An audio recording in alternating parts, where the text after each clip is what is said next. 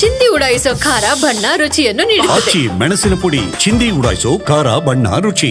Chinnaswamy stadium ಬಳಿ ಕಾಲ್ತುಳಿತ ಪ್ರಕರಣಕ್ಕೆ ಸಂಬಂಧಪಟ್ಟಂತೆ ಜೆಡಿಎಸ್ ನಾಯಕರು ಇದೀಗ ಸರ್ಕಾರವನ್ನು ತರಾಟೆಗೆ ತೆಗೆದುಕೊಳ್ತಾ ಇದ್ದಾರೆ. ರಾಜ್ಯ ಸರ್ಕಾರ ಯಾಕೆ ಆತುರ ಮಾಡ್ತು ಅಂತ ಹೇಳಿ ರಾಜ್ಯ ಸರ್ಕಾರಕ್ಕೆ ಜೆಡಿಎಸ್ನ ಯುವ ಘಟಕದ ರಾಜ್ಯಾಧ್ಯಕ್ಷ ನಿಖಿಲ್ ಕುಮಾರಸ್ವಾಮಿ ಪ್ರಶ್ನೆ ಕೇಳಿದ್ದಾರೆ. 2 ದಿನಗಳ ಬಳಿಕ ಮಾಡಿದರೆ ತೊಂದರೆ ಆಗ್ತಾ ಇರಲಿಲ್ಲ, 2 ಕಡೆಗಳಲ್ಲೂ ಕೂಡ ಆಚರಣೆ ಮಾಡುವಂಥ ಅವಶ್ಯಕತೆ ಏನಿತ್ತು ಅಂತ ಕೇಳಿದ್ದಾರೆ. ಮಂತ್ರಿಗಳ ಮಕ್ಕಳು ಸಂಬಂಧಿಕರಿಗೆ ಯಾವ ರೀತಿಯ ಸಮಸ್ಯೆಯೂ ಆಗಿಲ್ಲ, ಆದರೆ ಬಡವರ ಮಕ್ಕಳ ಕಥೆ ಏನಾಗಿದೆ ಅಂತ ಹೇಳಿ ನಿಖಿಲ್ ಕುಮಾರಸ್ವಾಮಿ ಪ್ರಶ್ನೆ ಕೇಳಿದ್ದಾರೆ. ವಿಶ್ವಕಪ್ ಗೆದ್ದಾಗ ಮುಂಬೈನಲ್ಲಿ ಒಂದೇ ಒಂದು ದುರ್ಘಟನೆ ನಡೀಲಿಲ್ಲ ಅಂತ ಅವರು ಉಲ್ಲೇಖ ಮಾಡಿದ್ದಾರೆ. ಒಂದೇ ಒಂದು ಇನ್ಸಿಡೆಂಟ್ ನಡೀಲಿಲ್ಲ. ಮುಂಬೈನಲ್ಲಿ ನಡೆದ ಪರೇಡ್ನಲ್ಲಿ 3 ಲಕ್ಷ ಜನ ಭಾಗಿಯಾಗಿದ್ದರು. ಪ್ರಧಾನಿ ರಾಜ್ಯಕ್ಕೆ ಭೇಟಿ ಕೊಟ್ಟಾಗ ಲಕ್ಷಾಂತರ ಜನ ಸೇರುತ್ತಾರೆ. 3-4 ಲಕ್ಷ ಜನ ಸೇರಿದರೂ ಕೂಡ ಯಾವುದೇ ರೀತಿ ಅವಘಡ ಸಂಭವಿಸಲಿಲ್ಲ. ಪಹಲ್ಗಾಮ್ ವೇಳೆ ಇಂಟೆಲಿಜೆನ್ಸ್ ಸತ್ತು ಹೋಗಿತ್ತು, ಇಂಟೆಲಿಜೆನ್ಸ್ ಇರಲಿಲ್ಲ ಅಂತ ಹೇಳ್ತಾ ಇದ್ರಲ್ಲ, ಇದೀಗ ಯಾರ ಇಂಟೆಲಿಜೆನ್ಸ್ ಫೇಲ್ ಆಗಿದೆ ಅಂತ ಕೇಳಿದ್ದಾರೆ. ಇವತ್ತು ಟೀ ಕುಡಿಯೋಕ್ಕೆ ಅಥವಾ ಟಿಫನ್ ಮಾಡೋಕ್ಕೆ ಹೋಗಿತ್ತ ಇಂಟೆಲಿಜೆನ್ಸ್? ರಾಜ್ಯ ಸರ್ಕಾರದ ವಿರುದ್ಧ ನಿಖಿಲ್ ಕುಮಾರಸ್ವಾಮಿ ಆಕ್ರೋಶವನ್ನು ಹೊರಹಾಕಿದ್ದಾರೆ. ತರಾತುರಿಯಲ್ಲಿ ಯಾತಕ್ಕೋಸ್ಕರ ಈ ಒಂದು ಅರ್ಜೆನ್ಸಿಯನ್ನ ಈ ಸರ್ಕಾರ ತೋರಿಸ್ತು? ನೆನ್ನೆಯ ದಿನವೇ ಇವೆಲ್ಲವನ್ನ ಕೈಗೆತ್ಕೊಂಡು ವ್ಯವಸ್ಥೆಗಳನ್ನ ಸರಿಯಾಗಿ ಮಾಡ್ದಿರಾ ಯಾವುದೇ ಒಂದು ಸಮನ್ವಯತೆಯ ಒಂದು ಸಮಿತಿಯನ್ನ ರಚನೆ ಮಾಡಿ ಸರ್ಕಾರ ಹಲವಾರು ವಿವಿಧ ಇಲಾಖೆಗಳ ಜೊತೆಯಲ್ಲಿ ಕೂತು, ಒಂದು ಕಡೆ ವಿಧಾನಸೌಧದಲ್ಲಿ, ಇನ್ನೊಂದು ಕಡೆ ಚಿನ್ನಸ್ವಾಮಿ ಸ್ಟೇಡಿಯಂ ಅಲ್ಲಿ, 2 ಕಡೆ ಈ ಸಂಭ್ರಮಾಚರಣೆಯನ್ನ ಇವತ್ತು ಆಚರಣೆ ಮಾಡಬೇಕಾಗಿರ್ತಕ್ಕಂಥ ಅಗತ್ಯತೆ ಏನಿತ್ತು?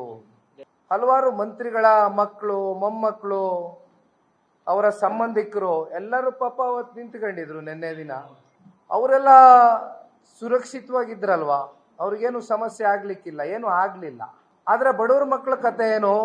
ಮಧ್ಯಾಹ್ನ 3 ಗಂಟೆವರೆಗೂ ನೀವು ಚಿನ್ನಸ್ವಾಮಿ ಸ್ಟೇಡಿಯಂನ ಕ್ರೀಡಾಂಗಣದ ಒಂದು ಗೇಟ್ನ ಓಪನ್ ಮಾಡಿದಿರಾ, ವಿಧಾನಸೌಧದ ಬಳಿನೇ ನೀವು ಜನ ನಿಲ್ಲಿಸ್ಕೊಂಡು ಒಂದ್ ಕಡೆ ಒಂದಷ್ಟು ಜನ ಮರ ಹತ್ತಿದ್ದಾರೆ, ಒಂದಷ್ಟು ಜನ ಹೈಕೋರ್ಟ್ ಮೇಲ್ಗಡೆ ನಿಂತ್ಕೊಂಡು ವೀಕ್ಷಣೆ ಮಾಡ್ತಾ ಇದ್ದಾರೆ.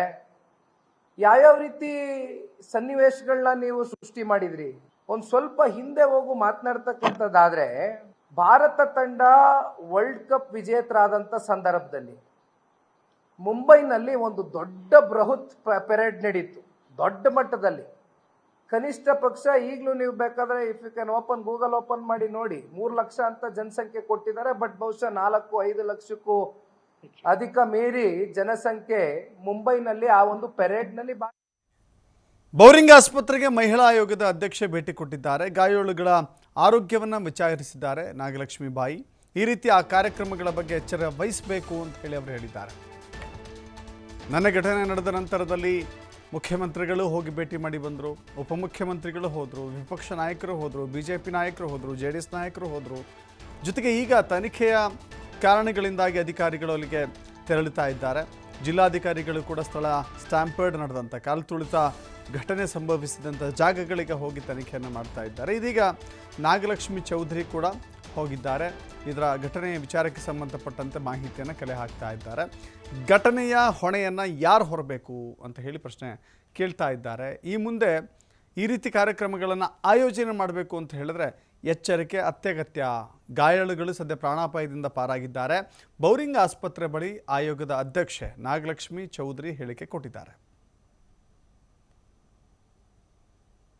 ಆಮೇಲೆ ಸಡನ್ ಆಗಿ ಮೆಸೇಜ್ ಬರಕ್ಕೆ ಶುರುವಾಯಿತು, ಸ್ಟ್ಯಾಂಪೇಡ್ ಆಗ್ತಾ ಇದೆ, ಮಕ್ಕಳು ಸಾಯ್ತಾ ಇದ್ದಾರೆ ಅಂತ. ಅವಾಗ ಸುಮ್ಮನೆ ಆದ. ಯಾಕೆ ಅಂದರೆ ನಾನು ಒಬ್ಳು ತಾಯಿ, ಎಲ್ಲರನ್ನೂ ನನ್ನ ಮಕ್ಕಳನ್ನ ನೋಡ್ತಿದ್ದೀನಿ. ಅವರಲ್ಲಿ ಎಲ್ಲ ಮಕ್ಕಳಿಗೆ ಹೇಳೋದು ಇಷ್ಟೇ, ನೀವು ಸೆಲೆಬ್ರಿಟಿಗಳಾಗಬೇಕು, ಸೆಲೆಬ್ರಿಟಿಗಳನ್ನು ನೋಡಕ್ಕೆ ಹೋಗಿ ಸಾಯಬಾರ್ದು. ಯಾಕಂದರೆ ಇವತ್ತು ಸತ್ತವರು ಹೋಗ್ಬಿಟ್ಟಿದ್ದಾರೆ, ಬಟ್ ನನ್ನಂಥ ತಾಯಿ ತಂದೆ ಇವತ್ತು ಎಷ್ಟು ಜನ ಆ ಗೋಳ್ ನೋಡ್ಲಿಕ್ಕೆ ಆಗ್ತಾ ಇಲ್ಲ. ಸೊ ಎಲ್ಲ ಮಕ್ಕಳಿಗೂ ಇನ್ನು ಮುಂದೆ ಅಟ್ಲೀಸ್ಟ್ ಯಾರು ಈ ಥರ ಈ ಥರ ಕ್ರೌಡ್ ಇರೋ ಕಡೆ ಹೋಗೋದು ಬೇಡ. ನಿಮ್ಮ ಜೀವ ಬಹಳ ಮುಖ್ಯ, ಅದನ್ನಷ್ಟೇ ಹೇಳಕ್ಕೆ ಇಷ್ಟಪಡ್ತೀನಿ. ಒಳಗಡೆ ಇರೋರೆಲ್ಲ ಟ್ರೀಟ್ಮೆಂಟ್ ನಡೀತಾ ಇದೆ. ಎಲ್ರಿಗೂ ಕಾಲು ಮುರಿದಿರೋ ಇಬ್ಬರಿದ್ದಾರೆ, ಕಣ್ಣಿಗೆ ಏಟಾಗಿರೋರು ಇಬ್ಬರಿದ್ದಾರೆ. ಬಟ್ ಆದರೆ ಜೀವಕ್ಕೇನು ಅಪಾಯ ಇಲ್ಲ.